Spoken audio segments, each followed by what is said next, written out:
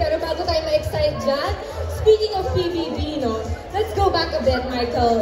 Marami nagmamahal sa'yo simula pa lang ng Pinoy Big Brother stint mo. Ayan, mga fans natin. How would you describe your journey from being a housemate to where you are now? Where's my duo, pare?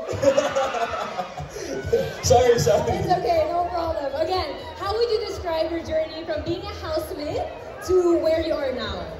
Siguro to describe my journey in PBB, it really transcended me not just in my career but also in life. All the lessons I learned to really become a better person in this world, to be more positive, to spread more love, but also to be more aware in my industry that I am on a platform and I know that people are watching my every move, and it's siguro safe that we use it in a way that we're promoting the better, the positivity, and something that we're always promoting to spread love.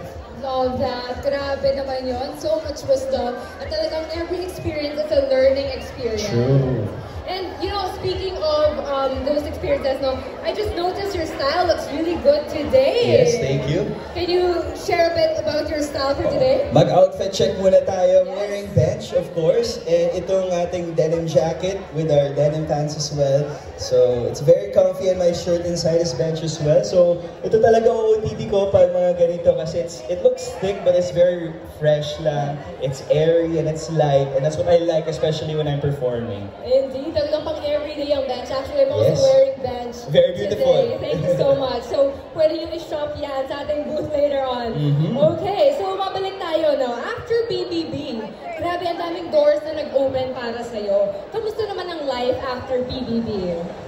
Life after PBB has been very fun. Ang dami kong new experiences na nagawa and lots of new opportunities, and I've been meeting lots of new people. So lots of firsts, lots of new things happening, and siguro that was a big blessing in my life kasi yun yung pivot in my life and career na parang this is the startup of things, and I'm excited na I'm taking it one step at a time. Yon. And speaking of something new, no? And speaking of course, looking at you right now, you look so confident, you look so stylish. Love the hair style as well. Meron ka bang Bench Fix product na? Yun. I-review na natin lahat ng secrets natin sa kanila. Okay, so ang pinakamalaking blessing mo rin ngayon, I believe, is becoming a part of the Bench family. So, how does it feel to represent Bench?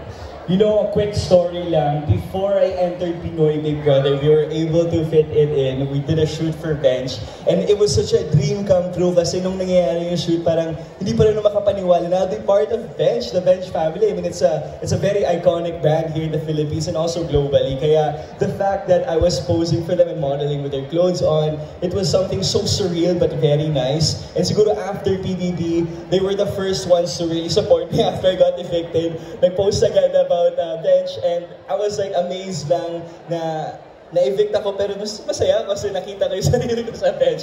So I'm just so happy, and si Sir Ben and to all of the Bench family have been very welcoming, and it's a great saktong this year because it's our 38th anniversary.